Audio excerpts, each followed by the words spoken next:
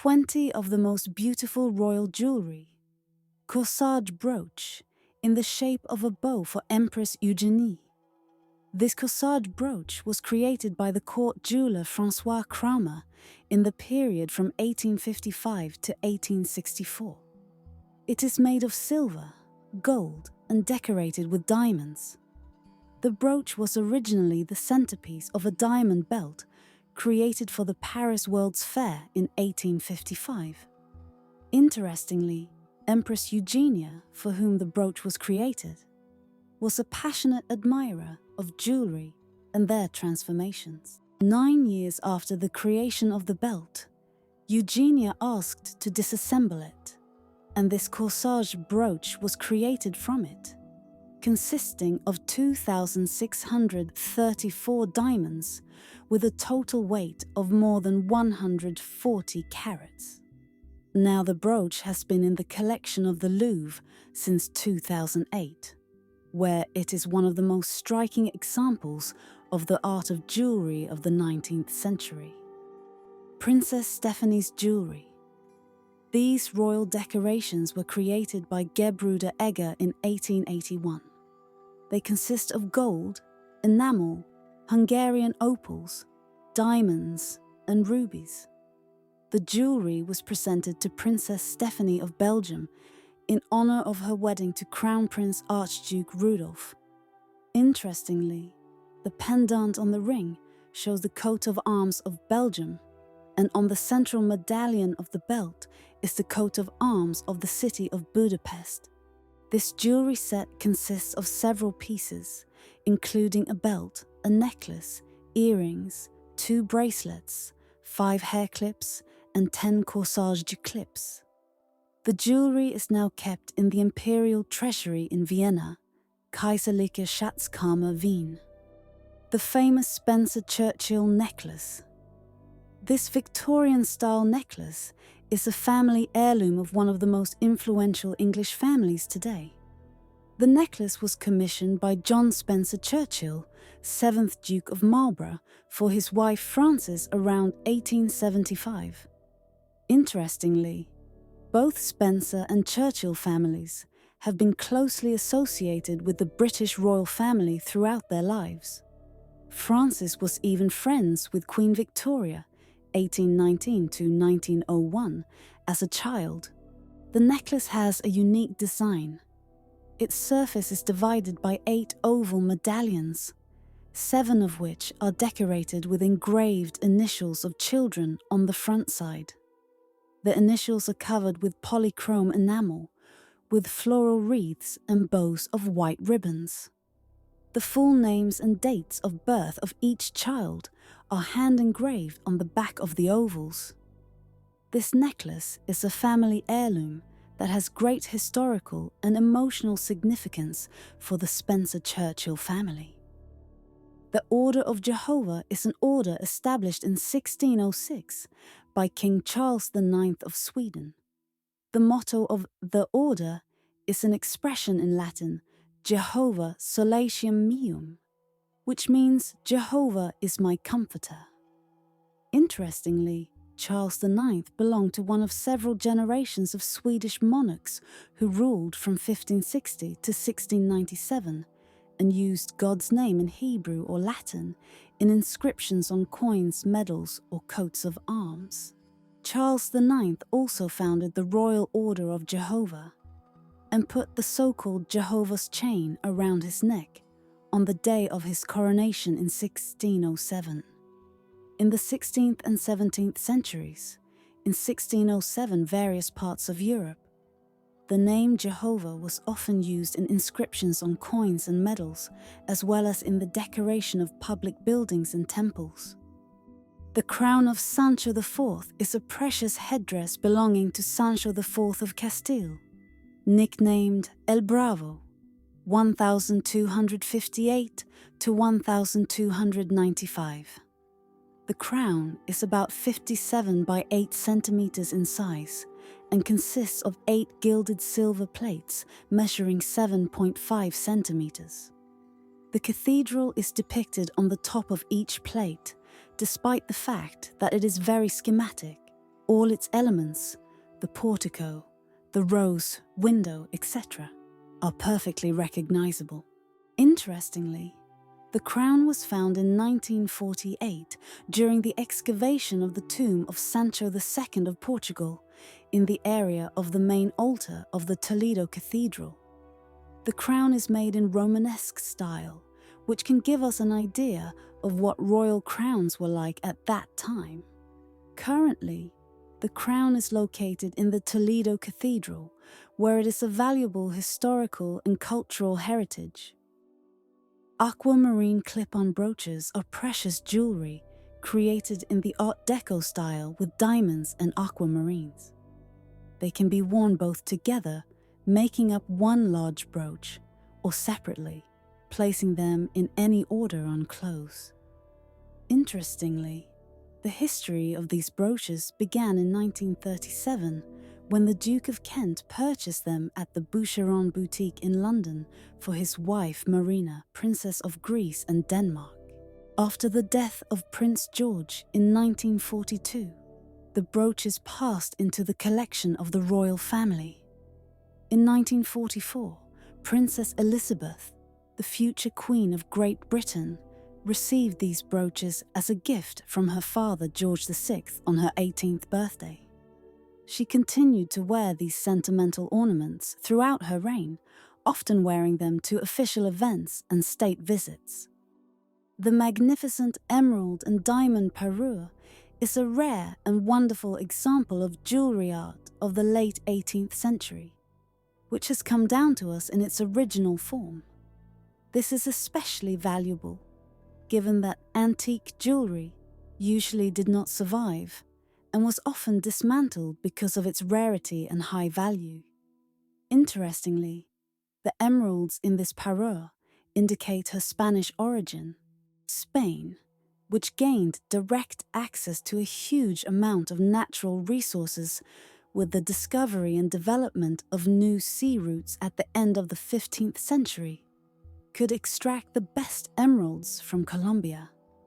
Parura has a rich history, belonging to Marquis Manuel de Girio, Viceroy of New Granada, 1773 to 1776, and Viceroy of Peru, 1776 to 1780.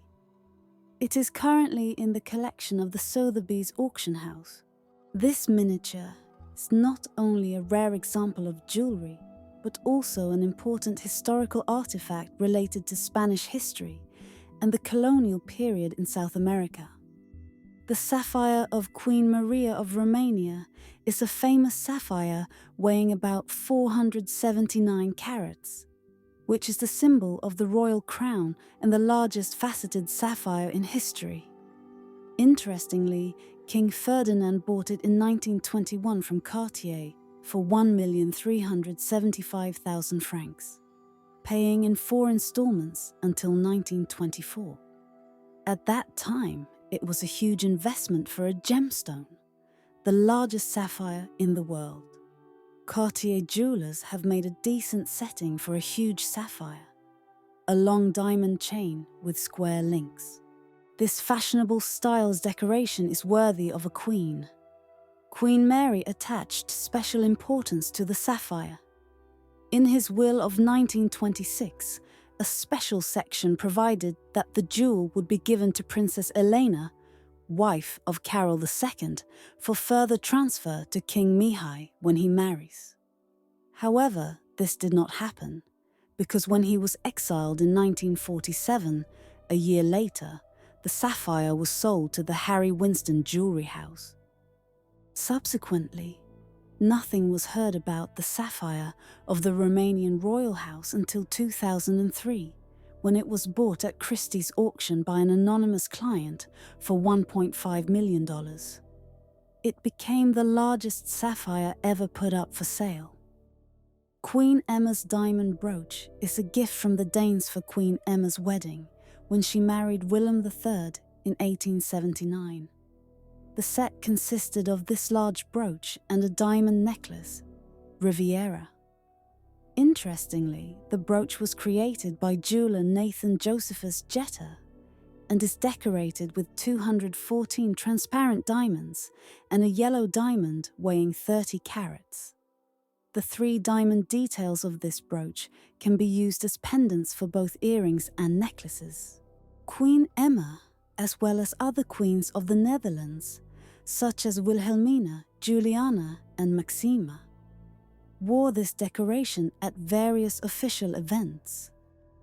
The cattail brooch is a magnificent piece of jewellery that comes from the private collection of Her Royal Highness Caroline, Princess of Monaco and Hanover.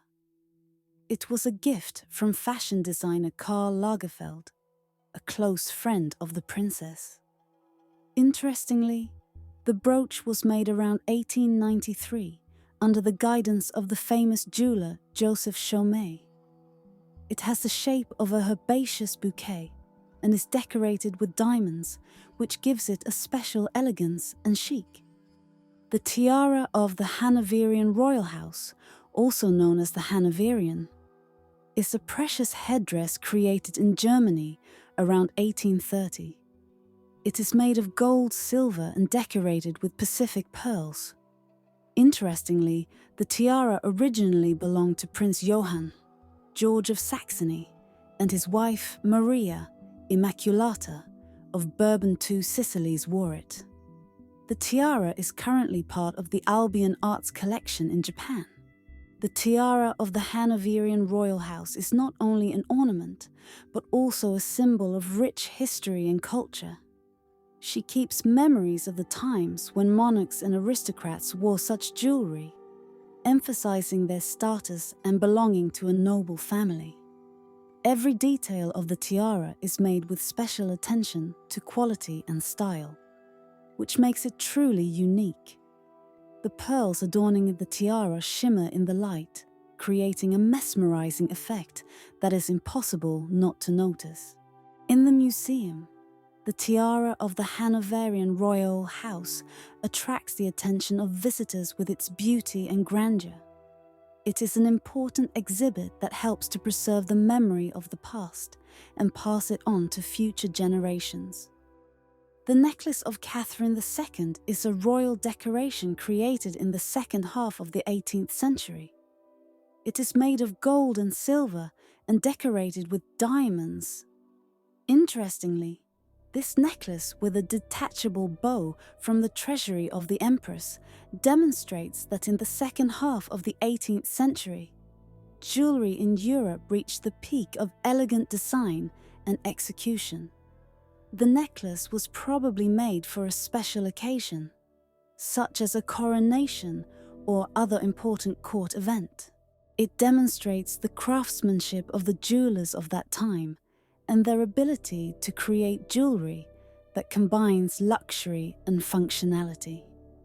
The detachable bow made it easy to put on and take off the necklace, which was important for the Empress, who led an active lifestyle and often attended various events. In addition, this decoration could be used to demonstrate the wealth and status of Catherine II, emphasizing her belonging to the highest aristocracy. Catherine II's necklace is an important historical artifact that helps us better understand the culture and customs of that time. It also serves as an example of how jewelry can be used to express power and prestige. The malachite parure of Empress Josephine is an important historical artifact that helps us better understand the culture and customs of the early 19th century. She also serves as an example of how art can be used to express power and prestige. The parure was probably made for a special occasion, such as a coronation or other important court event. It demonstrates the skill of jewelers and their ability to create jewelry that combines luxury and elegance. The malachite cameos that make up the parure symbolize the revival of interest in the ancient art of glyptics. This highlights the cultural heritage and the pursuit of classical perfection characteristic of the Josephine era. In addition, the malachite from which the parure is made is of particular importance. This stone is often associated with the empress and her personality, which makes the decoration even more significant and symbolic. The malachite parure is also an important historical artifact that allows us to better understand the cultural heritage and customs of the early 19th century. It serves as an example of how art can be used to express power and prestige, as well as to preserve and transmit cultural values. The diamond bow of the Bernadotte dynasty is a magnificent royal decoration created in the 20th century. It belonged to Victoria of Baden and is distinguished by the presence of a round pearl and a large removable pearl pendant in the center. Interestingly, this decoration was worn by several members of the royal family, including Princess Lilian, Crown Princess Victoria, Princess Madeleine, and Princess Sophia. Each of them contributed to its history and popularity. Princess Lilian was known for her refined taste and love of jewellery, which made this bow especially significant to her.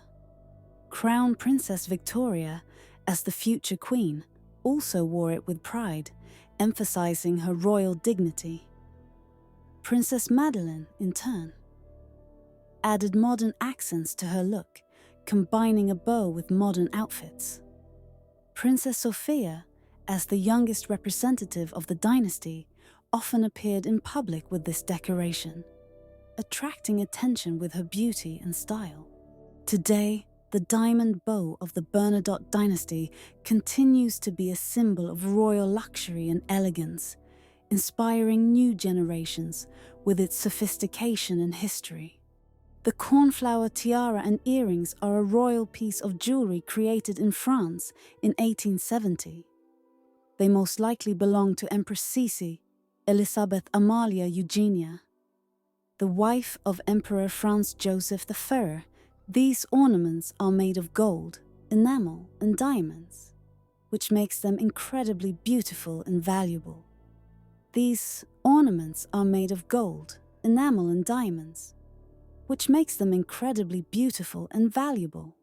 They were found in a private collection and are considered one of the most important jewelry of that time. The cornflower tiara and earrings are real works of art and boast an exquisite design and high-quality workmanship.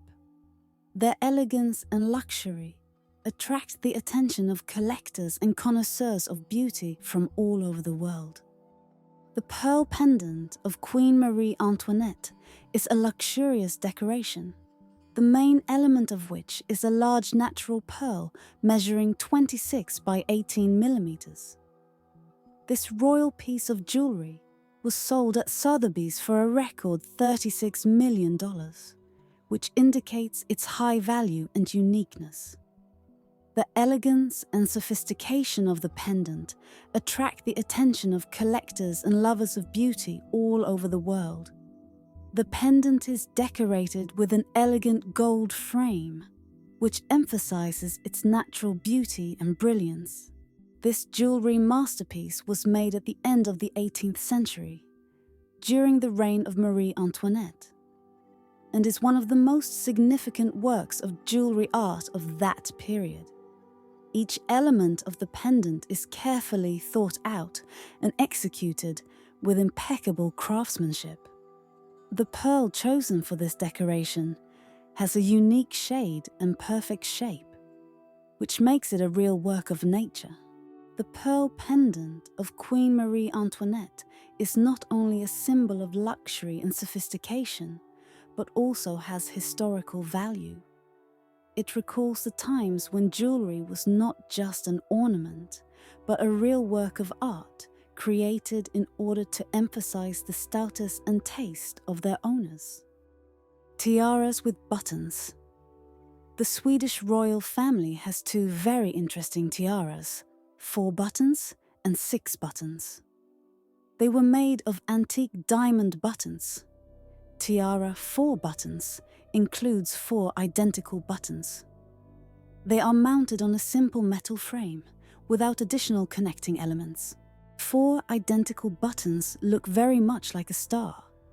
There is almost no information about them, but it is assumed that these buttons decorated the ceremonial uniform of Karl Johann of the 10th century, Jean-Baptiste Bernadotte, who became king in 1818 and was the founder of the Bernadotte dynasty. The tiara has been used since the early 1960s by 4 older sisters of King Carl Gustaf. Only in recent years has a diamond base been added. The 4-button tiara was worn by Princess Lilian, Princess Margareta, Princess Brigitte, Princess Desirette, Crown, Princess Victoria, Princess Madeleine, and Princess Sophia. Tiara 6 buttons. The buttons of the 6-button tiara are identified by the royal court as those that King Carl XIV Johann attached to the crown used for his coronation in 1818. The buttons were obviously also removed from the ceremonial uniform of the king. Nevertheless, before Carl Johann, these buttons were used by other kings. They can be noticed on Sophia Dorothea of Hanover and her daughter Queen Lovisa Ulrika, who decorated their hairstyles and dresses with brooches in the 18th century. And Queen Hedwig Elizabeth also used these buttons to decorate hairstyles and dresses. After King Charles of the 14th century, the great ones were marked on King Oscar II, who attached them to the corn. The tiara was created later and was apparently intended for use by Princess Lilian. These 6 buttons are not identical. The central 4 buttons and the extreme ones have a different design. Both designs differ from those used in the tiara with 4 buttons. The base includes 2 rows of diamonds, royal jewellery, brooch, waterfall or radiant brooch of Queen Victoria. The brooch was commissioned by Queen Victoria in 1856 by the Garrard Company to be worn on the then fashionable neckline of the bodice of the dress. It consists of a large emerald-cut diamond surrounded by 12 smaller diamonds, on which 9 diamond pendants hanging down are suspended. An old piece of jewellery was used to make the brooch, to which diamonds were added, presented to Queen Victoria by the Turkish Sultan Abdülmecid Bars in May 1856. The brooch is depicted in the portrait of Queen Victoria by Winterhalter in 1859. After the death of the Queen, it went to her son King Edward VII. The brooch was worn by his wife, Queen Alexandra, as a corsage ornament. Then it was worn by the Queen Mother, Elizabeth Bowles-Lyon. Interesting facts about the brooch. The waterfall brooch got its name due to its unique design, which resembles a waterfall. The stones used in the brooch are of high value and historical significance. The brooch is often mentioned in literature and art as a symbol of royalty and elegance. The brooch is part of Queen Elizabeth II's jewellery collection and often appears at official events.